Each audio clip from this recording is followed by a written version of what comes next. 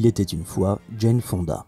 Mannequin, danseuse et actrice de théâtre, la jeune Jane suit les cours de Lee Strasberg aux côtés de Marilyn Monroe.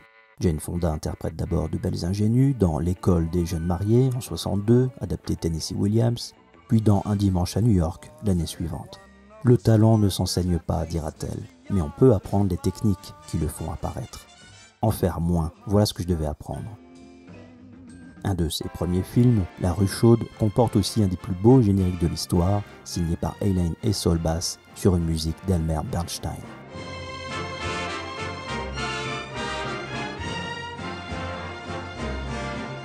En 1964, Jane Fonda tourne aux côtés d'Alain Delon dans Les Félins pour René Clément sur une musique de Lalo Schifrin. L'actrice participe aussi à La Ronde de son futur mari Roger Vadim, générique d'ouverture réalisé par le grand Maurice Binter. Bientôt, même le logo de la Columbia se plie au charisme énergique de Jane en ouverture de Cat Ballou en 1965. Ce générique imprime les esprits et associe l'actrice à des choix de films soignés. Pauline Klein dira à son sujet « Jane Fonda pourrait bien incarner les contradictions de l'Amérique ».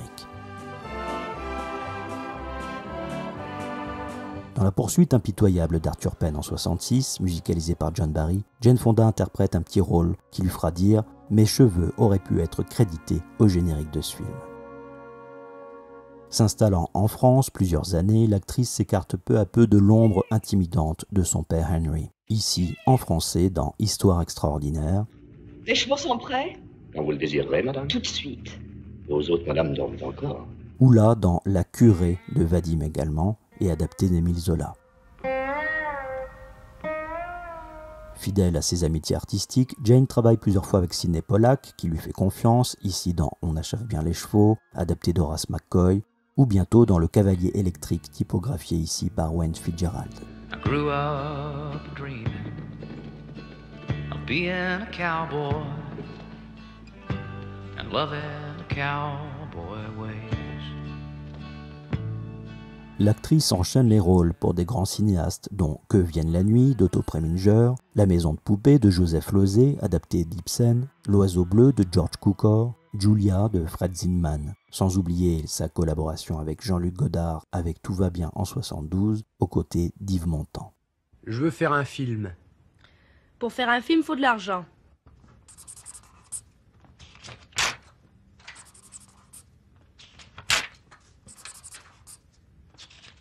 Les années 70 sont l'affirmation pour Jane Fonda d'un nouveau visage virage qui la voit s'engager publiquement et internationalement, d'hier à nos jours. Elle prend la défense tour à tour et jusqu'à aujourd'hui des natifs américains, des mouvements afro et des populations assiégées. Dans son autobiographie, elle écrira « L'activisme a transformé à jamais ma façon de voir le monde et la place que j'y occupais, car une citoyenneté active, courageuse, franche et écoutée est essentielle à la démocratie. » Durant les 70s, Jane Fonda est surveillée, harcelée et salie par le FBI, la CIA et le contre-espionnage, mais continue ses combats. « Je ne peux pas supporter l'idée que la peur puisse me faire renoncer », avoue-t-elle.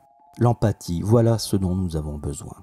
Clout d'Alan Pakula lui permet de décrocher son premier Oscar à cette période, dans un film éclairé par Gordon Willis, Le Prince des Ténèbres, le tout sur une musique de Michael Small que l'actrice admire également.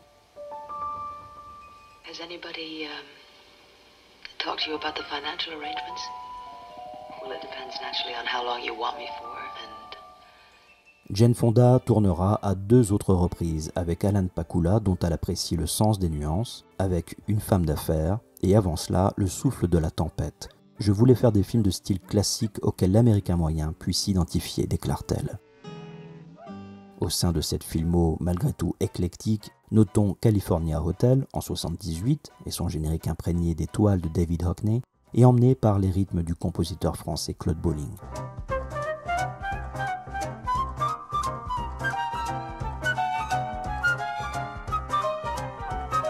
Devenue productrice, Jane Fonda poursuit son engagement auprès des oubliés de l'Amérique avec son film Retour, ouvert ici par le cinégraphiste Dan Perry, et plusieurs années avant les films résilients d'Oliver Stone.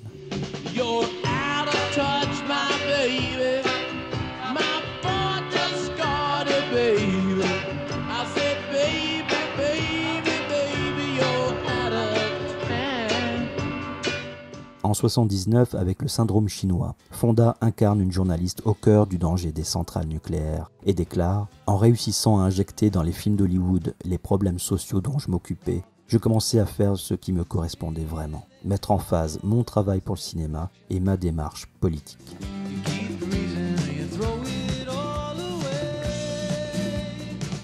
En 1980, la chanson titre de son film Comment se débarrasser de son patron est interprétée par Dolly Parton avec la participation vocale de toutes les techniciennes du film. La chanson devient aussitôt l'hymne des travailleuses américaines.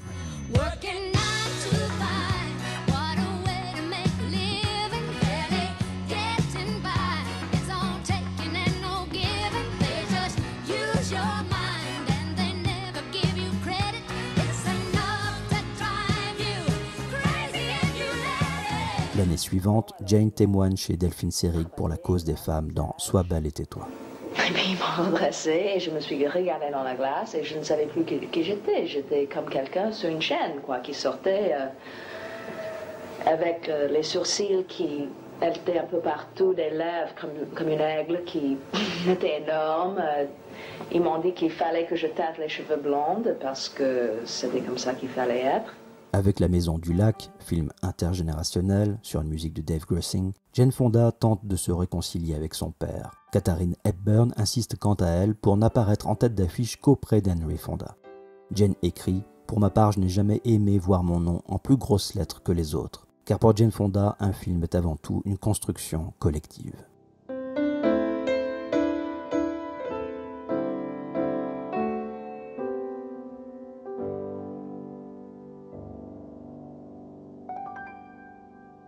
Désormais dans sa quarantaine, au début des années 80, Jane Fonda se réinvente encore à travers la gym et vend des millions de vidéos, ouvre plusieurs salles de sport et publie des livres santé traduits dans des dizaines de langues. Les années 80 pour l'actrice entrepreneuse, c'est aussi malgré tout Agnès de Dieu de Norman Jewison sur une musique de Georges Delerue, Le lendemain du crime par Sidney Lumet, autre portrait de l'Amérique profonde cher à Fonda, de même que Stanley et Iris par Martin Ritt, aux côtés de De Niro, mise en musique par John Williams, dont la flûte gracieuse et décidée évoque ici Jane Fonda elle-même.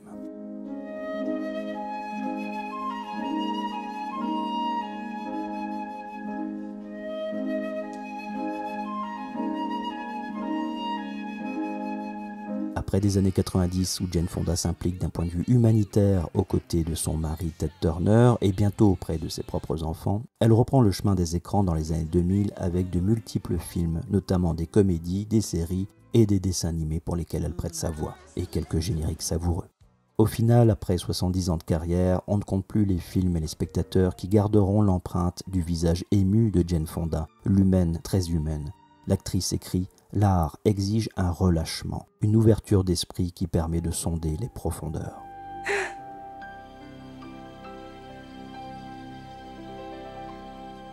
Mais s'il fallait aimer un générique de Jane Fonda. It's a wonder, Wonder Woman. You're so wild and wonderful. Avec en toile de fond le tableau fondateur de Georges Seurat, Un dimanche après-midi à l'île de la Grande Jatte, peint dès 1884, le générique d'ouverture de Barbarella en 1968 laisse d'abord deviner le visage de Jane Fonda, que le cinéaste Vadim surnommera Jane d'Arc. Ne pas vraiment vivre, dira l'actrice, est bien pire que mourir. Et cette gesticulation à l'écran annonce, l'air de rien, son émancipation à venir.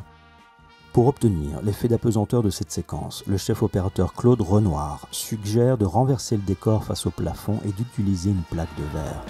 Barbarella psychedella, there's a kind of cockle shell about you.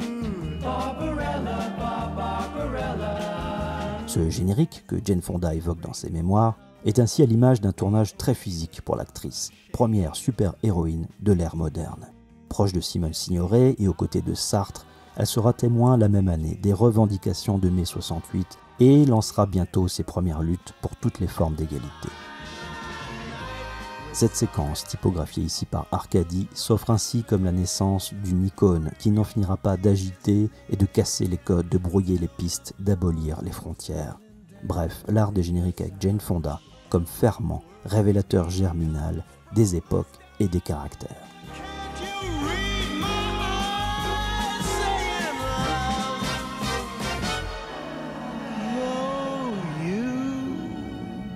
give me a cold shoulder. Still I'm dying, girl, to hold you and make love.